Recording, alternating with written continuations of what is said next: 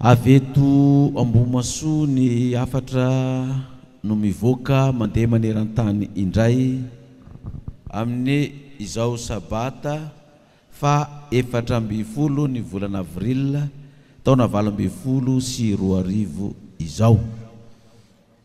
Elaela tokoa ny tsy nandalovana na niarahantsika teto amin'ity faritra Ambohimasoa ity.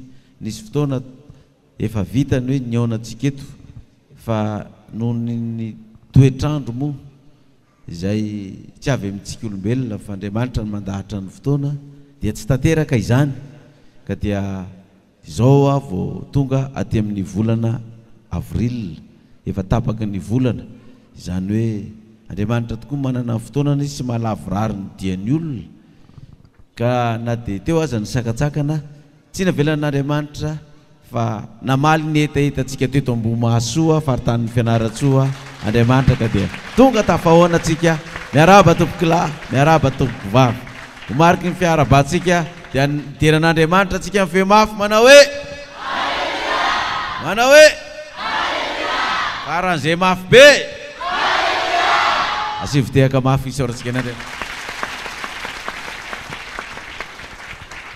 Izany ny akony eto Ambohimasoa ny vahoakan'Andriamanitra ry vahoaka malagasy rehetra manerana ny nosy eran'ny Madagasikara ahatra ty ampitan-dranomasina dia miandry ty afatra hoe inona indray re ny afatra hivoaka avy eo Ambohimasoa satria andeha eran-tany izany afatra izany. Koa dia mahafinaritra satria dia na dia ty Ambohimasoa ary zay dia hitanao ny couleur fotsy manga fa tena mahasoa tokoa le couleur fotsy manga, mahasalama, mahamiramirana. Fideranana kotrokotroka no nataonay teto ary nihetsiketsika daholo hatrany amin'ny ankizy kely, ny zazavavy kely, tovolahy kely. Nareo tsy mahita fa za ty aloha ty mahita fa tena mamely mafy mihitsy ny tovolahy kely sy ny zazavavy kely sady mandia hoe tena tsy ambaka ny hafa koa ny eto Ambohimasoa fa tsy laza vehivavy ino moa tsy laza manina mahay mandia moa tsy hidera vady mahay mandia fa ao nino izy ao ny sandry ny ilaza azy fa dia mahafinaritra na ny mahita n'olona raha dia izy maka tsy lay matoloha ato ary dia hitanao hoe tena ao tsara mihitsy le izy sady efa somary ohatr'izay ihany izy fa dia mahafinaritra za midera eo dia mijery antsika rehetrarehetra fa hitako hoe tena mafana le fiangonana. Tsy adiny koa ny miaraban'ireo vahintsika sambany mba miaraka amintsika eto androany tonga soa ianareo faka eto amin'ny pastera Meola miara mivavaka tsy eto ihany tsika miona fa hatrany an-danitra tavamenina mafy.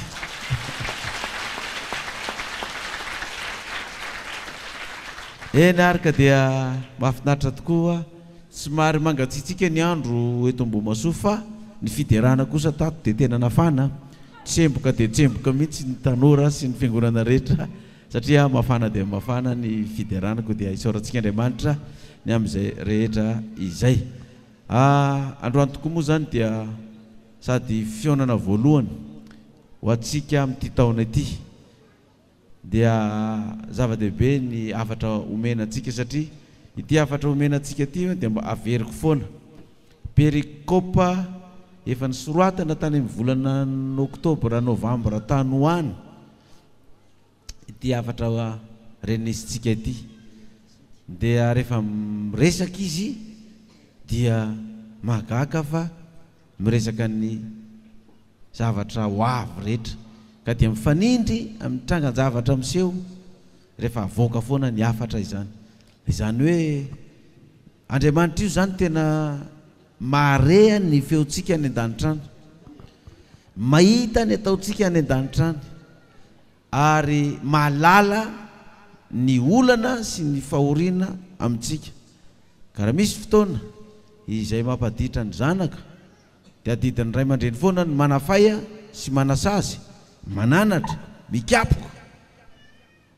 Dia tahak'izay koa n'Andriamanitra satria araky ny vaky tenintsika tamin'ny Jaona teo toko 7:1 dia voalaza hoe endre manao ahoana ny fitiavana nasehon'ny ray ho antsika dia ny antsony antsika hoe zanak'Andriamanitra sady zany tokoa isika koa no izany dia tsy malala antsika zao tontolo zao satria tsy nahalala azy izy hoe ahoana ozy izy nitiavan'Andriamanitra atsika dia nentsoina antsika hoe zanak'Andriamanitra, natsoina hoe zanak'Andriamanitra itsika ny andininy faharoa io,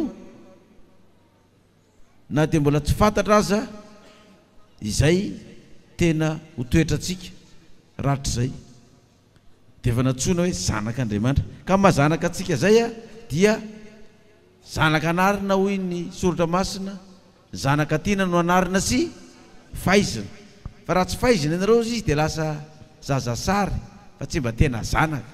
Ka mahazanak'Andriamanitra atsika dia mahita izy dia mandre dia mananatra izy dia miteny antsika zany. Dia ny zavatra izay ataontsika rehetrarehetra na dia mbola tsy tonga ary ny fotoana dia efa lazain'Andriamanitra meloha fa izao ny zavatra hitranga, izao no ataontsika, izao no lazaintsika, izao no fihetsikitsika, fantany daholo izany.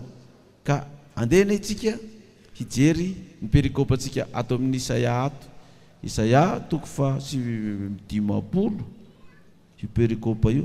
Fa tsika moa zanak'Andriamanitra tamin'ny andro ny teo aloha dia ny zanak'Israely io antsoina zanak'Andriamanitra io, izy no firenena izay nanompo an'Andriamanitra sy ny fandray taminy, dia amin'ny mahazanaka ny zanak'Israely, amin'ny mahazanak'Andriamanitra azy satria ireo no manompo azy. Dia misy zavatra maro ny fiarahamonina tao tokantrano tao dia nan'Andriamanitra sy ny zanak'Israely. Fa ankehitriny koa tsika dia efa antsoina hoe zanak'inona koa tsika zany, zanak'Andriamanitra koa tsika zany, tsy ny Israely irery intsony no voalaza hoe zanak'Andriamanitra zao fa na itsika malagasy koa, na malagasy eto Madagasikara tsika mipetraka, na ny ampitan-dranomasina any tsika mipetraka dia lazaina fa zanak'iza, zanak'Andriamanitra. Dia andao ro jerevantsika ny toetra ny zanak'Andriamanitra tamin'ny andron'ny zanak'Israely, dia andao zahavatsika koa ny toetra n'Andriamanitra amin'izao vaninandro, toetra ny zanak'Andriamanitra amin'izao vaninandro misy atsika izao. Dia oraisitsika ary ny Isaia 5:20 ny tondrahantsika ny resaka. Le andininy fahasivy, Isaia 5:20 ny andininy fahasivy sy ny fahafolo. Vakina amin'ny anaran'i Jesosy. Ny lohateny moa dia ny hoe ny amin'ny ota zay efitra fisarahana sy ny fandravana azy. Misy mampisaraka antsika amin'Andriamanitra dia tsy inona fa ny ota fa misy fandravana azy ao. Ka horaisitsika ary ilay andininy fahasivy izay manao toy izao. Ary noho izany dia lavitra antsika ny rariny, ary ny fahamarinana tsy mahatratra antsika. Miandro ny mazava isika nefa indro ny maizina, ary ny fahazavana fa mbola ao amin'ny aizim-pito ihany no andehana antsika. Mitsapatsapa manara-drindrina tahaka ny jamba isika, eny mitsapatsapa tahaka ny tsy manana maso, tafitohina amin'ny tatavo vonana tahaka ny amin'ny maizimaizina isika, ary eo amin'ny matanjaka dia tahaka ny matya isika. Jereo tsara nomena ny zanak'Israely ty afatra ty nambaran'ny mpaminany Isaia fa izy ny zanak'Andriamanitra ny zanak'Israely. Fa izao tsika zanak'Andriamanitra koa, natsoina hoe zanak'Andriamanitra, dia miantefa amintsika koa zany zany afatra zany hoe noho izany dia lavitra antsika ny rariny, ary ny fahamarinana tsy mahatratra antsika. Miandro ny mazava isika nefa indro ny maizina, ary ny fahazavana fa mbola aizim-pito ihany no andehana antsika. Fa nahoana moa zany ny tonga zany fanambarana zany hoe noho izany dia lavitra antsika ny rariny, ny fahamarinana tsy mahatratra antsika, miandro ny mazava isika nefa indro ny maizina, mitsapatsapa manara-drindrina tahaka ny jambo, tsapatsapa tahaka ny tsy manamaso, tafitohina amin'ny tavovonana. Ny zanak'Israely, ny malagasy, ataoko entre parenthèse koa, ny apokalypsy. Fa nahoana nefa ny teny fanevantsika dia manao hoe tandremo fandrao maizina ny mazava zay izy ao anatitsika. Tsika asaina mitoro ny fahazavana amin'ny olona rehetra, aza matahotra fa Jehova hanazavanao, nefa voalaza fa miandro ny mazava tsika nefa indro ny maizina, ary ny fahazavana fa mbola ao amin'ny aizim-pito ihany no andohana antsika. Dia mandeha mitsapatsapa manara-drindrina, tafitohina amin'ny tatavovonana, Tsapatsapa takany tsy manamaso jamba zany ao anatin'ny maizina ihany. Dina moa ny antony mampatonga an'izany. Izy atoko fasivy amin'ny dimapolo ny andininy voalohany sy ny faharoa. Indro ny tanan'i Jehovah tsy fohy fa mahavonjy ary ny sofiny tsy lalin-dalovana fa mahare. Fa ny elokareo no efitra mampisaraka anareo amin'Andriamanitra reo ary ny fahotanareo no mampiafina ny taviny aminareo ka dia tsy miaino izy. Dia izay no mahatonga an'ilay hoe miandry ny mazava itsika nefa indro ny maizina fazavana fa mbola amin'ny aizy pito ihany no andehanantsika. Dia lasa mitsapatsapa manara-drindrina. Tanan'i Jehovah nefa tsy fohy fa lava, mahavonjy ary ny sofiny tsy lavin-dalovana fa mandray. Fa itsika io izy dia mbola mitoetra amin'ny eloko-tsika ary ny aizina mbola manarona antsika. Inona moa mahatonga an'izany hoe ny fahazavana mbola tsy aty anatintsika fa ny aizy pito ihany ny ty anatintsika. Dia inona io eloko izay efitra mampisaraka antsika amin'Andriamanitra io satria tsy tonga amintsika ny mazava. Dao tsika hitodika ary amin'ny Jaona voalohany ery hijery ny santionany zavatra izany zavatra izany. Jaona voalohany toko faharoa. Jaona voalohany toko faharoa.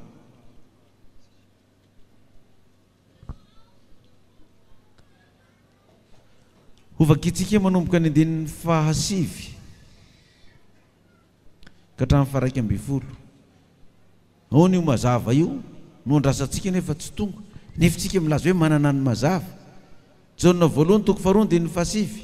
Izao no voasoratra izay milaza fa ho amin'ny mazava ao amin'ny mazava izy kanefa mankahala ny rahalany dia mbola maizina ihany. Izay tian'ny rahalany no mitoetra amin'ny mazava ka tsy misy fanafitoinana ao aminy. Fa izay mankahala ny rahalany dia maizina ary mandeha maizina ka tsy malala izay alehany satria ny maizina no efa nahajamba ny masona. Mitsapatsapa manara-drindrina tsika. Ny mazava no andrasantsika kanefa ny maizina ny tonga amintsika. Tafitoina amin'ny tavovonana amin'ny andro mita tavovonana isika. Manamaso tsika fa tsy mahita fa mbola mipetraka ao maizina satria maninona ozy izy ary tsika milaza hoe manana ny mazava. Ka ozy izy ny Baiboly izay milaza fa ao amin'ny mazava izy kanefa mankahala ny rahalahiny dia mbola maizina ihany izy. Izay tian'ny rahalany no mitoetra amin'ny mazava ka tsy mahatafitoina ka tsy misy fahatafitoinana ao aminy. Fa izay mankahala ny rahalany dia maizina ary mandeha maizina izy ka tsy malala izay alehany satria maizina. Satria ny maizina no efa nahajamba n'inona ny masona. Mbola azotsika toizana io Jaona voalohany toko fahatelo andininy fahatelo amby folo. Jaona voalohany toko fahatelo andininy fahatelo amby folo. Aza gaga raha ry rahalahy raha haran'izao tontolo izao nareo. Fatatsika fa efa tafafina niala tamin'ny fahafatesana ho amin'ny fiainana isika satria tia ny rahalahy. Izay tsy tia dia mitoetra eo amin'ny fahafatesana ihany. Izay rehetra mankahala ny rahalany dia mpamon'olona. Ary fantatrareo fa tsy mba misy mpamon'olona manana fiainana mandrakizay mitoetra ao anatiny. Ve zay zany natonga ny perikôpa ty nyainga tato amin'ny Isaia amin'izao vaninandro misy atsika izao. Fa na ny mazava ary zany dia mbola tsy mitoetra ao amintsika satria mbola mankahala ny rahalahany. Mbola misy fo lentika ao, misy fo miavonavona ao, dia mbola feno fankalana. Na dia samy zanak'Andriamanitra ato ary itsika, na dia efa samy zanak'Andriamanitra tato isika. Dia kay zany ny fankalana n'ity rahalahy ty dia famonoana ny rahalany, mamono olona. Ahoana moa fomba anehoanao ny fankalanao ny rahalahinao? Ahoana? Tsy miafina zany, tsy any amin'ny mangingina any, tsy hoe ao am-pandrinao anao dia halako iny fa dia zao fa mivoaka aty amin'ny velany. Ny aben'ny opozy izy mivoaka amin'ny vava dia hita taratra fa dia avy mitakorisika amin'ny namany eo ny rahalahy. Eny aloha dia ataoko an'izao iny, iny dia zao iny dia devoly iny efa tsy isotsony iny, ianareo ve dia mbola mino an'iny, tandremy fa iny nge zao nitoetra an'iny zao ny fiainan'iny za aloha dia tena tsy mankasitraka an'iny alako mihitsy iny. Dia misy zany amin'ny samy mpiralao, misy zany amin'ny mpiravavy eo, dia misy zany any amin'ny diakona any, dia misy zany any amin'ny loolona any, dia misy zany any amin'ny missionnaire any, amin'ny évangéliste any, amin'ny pasteur any, any amin'ny mon-père any, any amin'ny frère any, any amin'ny masera any, any amin'ny mpiandry any, any amin'ny presbytera sy ny sisa any. Dia misy zany toetra fankalana tsy fitiavana ny rahalany zany avy eo am-po. Ary matetika ireny olona ireny raha nilazany Jaona anazy dia zao ny anarany itsony olona nyreny zay milaza fa manana mazava reny nefa mankala ny rahalany, zao nilazany azy. Jaona voalohany toko faharoa eo amin'ny Jaona voalohany toko faharoa eo antsika, zao nilazany azy reny. Taiza moa ny nisy azy reny ozy izy? Jaona voalohany toko faharoa ny 9:20 ka hatramin'ny 7:20. Rakizy apokalipsy zao ny ora farany.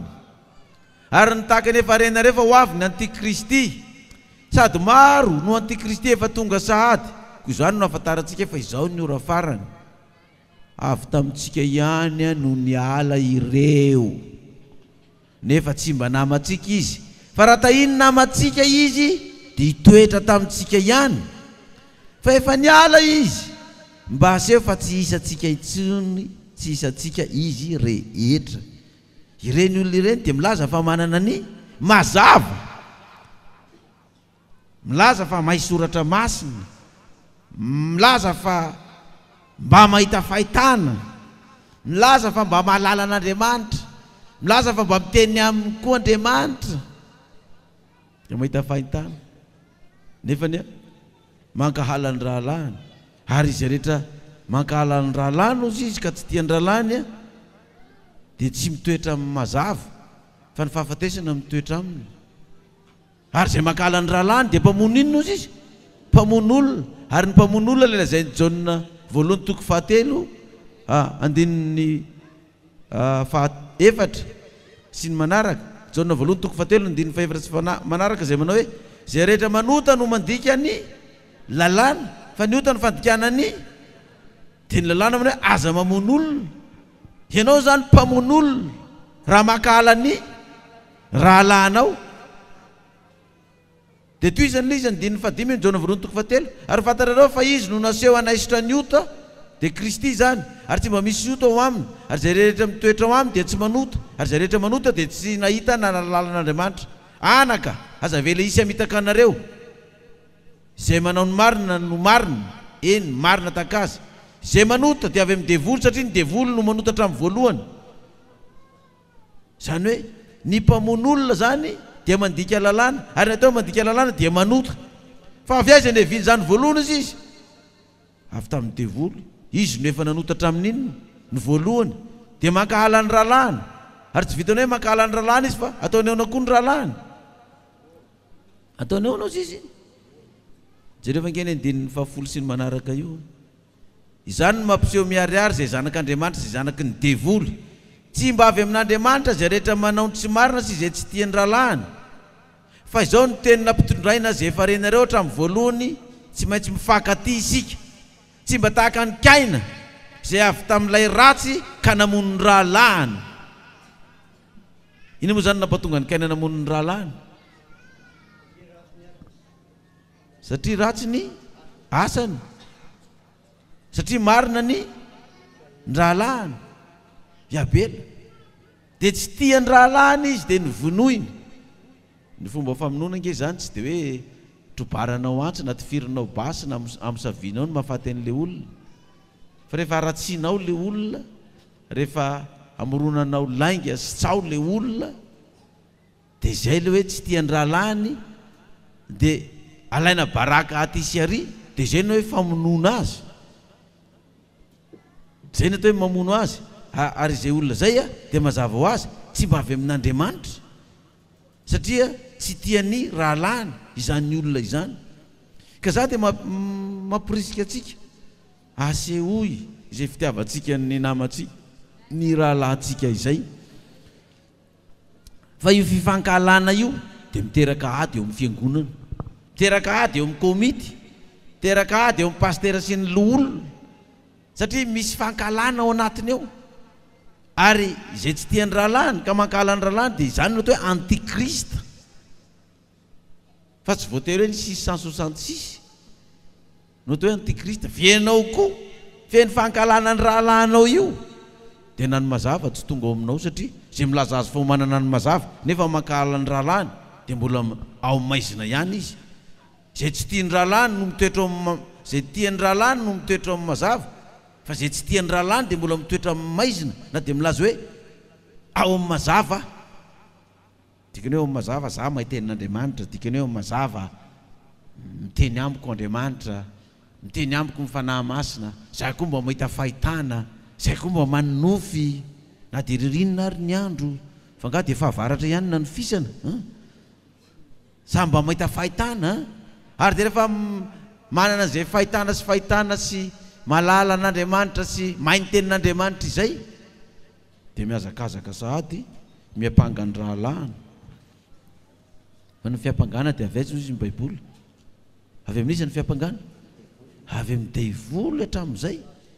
Ary izay ny anehoana n'izy. Ka raha iverina ary amin'ny Isaia antsika dia mazava be le vaky tenin'ny perikôpa antsika ato amin'ny Isaia izay nisoratana tany amin'ny volana oktobra sy novambra tany.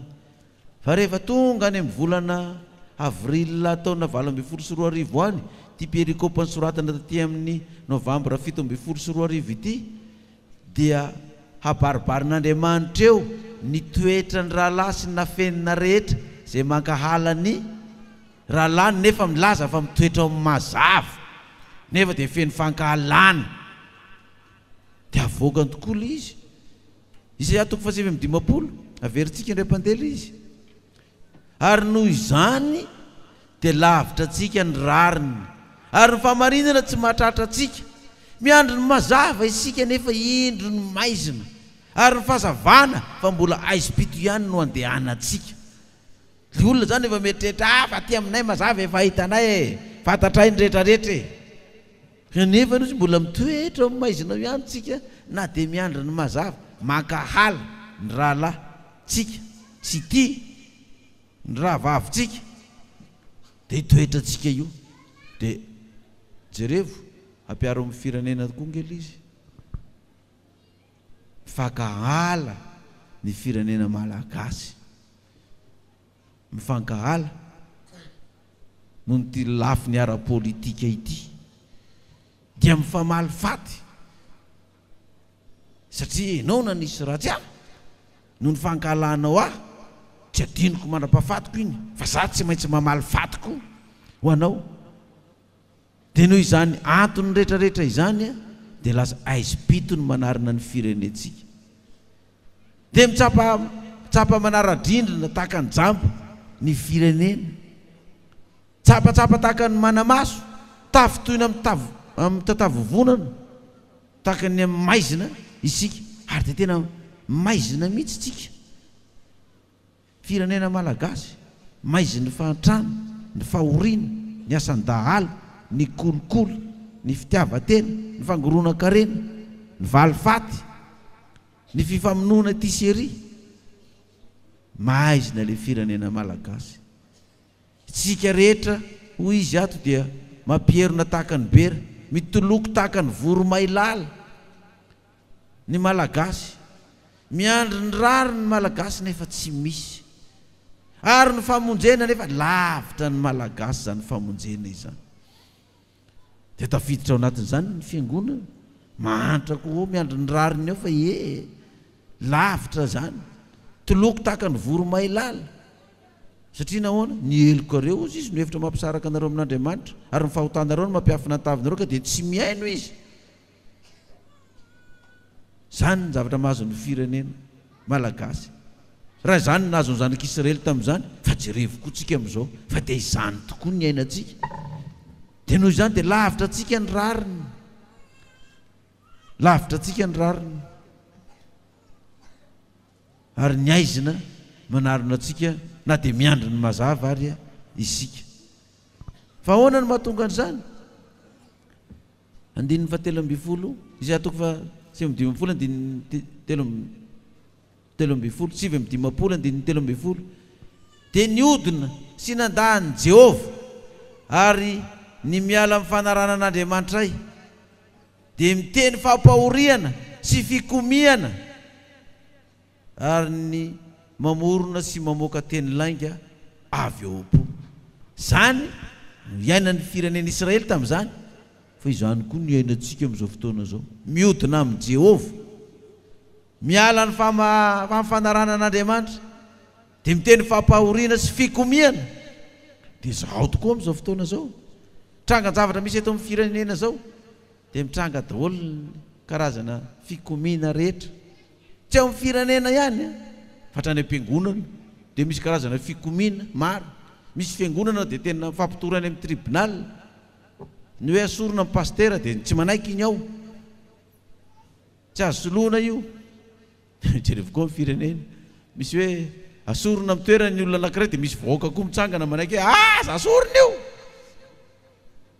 anay io, dia miady dia tonga hatrany am-piangonana, tonga hatrany zany fikomiana zany, dia tonga hatrany amin'ny firenena fikomiana. Fa nisy zany tamin'ny andron'ny Israely, fiza milaza antsika koa fa tsy nisy koa teto Madagasikara zany.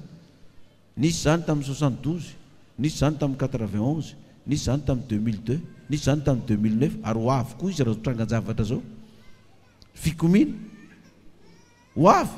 Satria nahoana ozy izy? Mamorona sy mamoaka teny lainga avy ao am-po.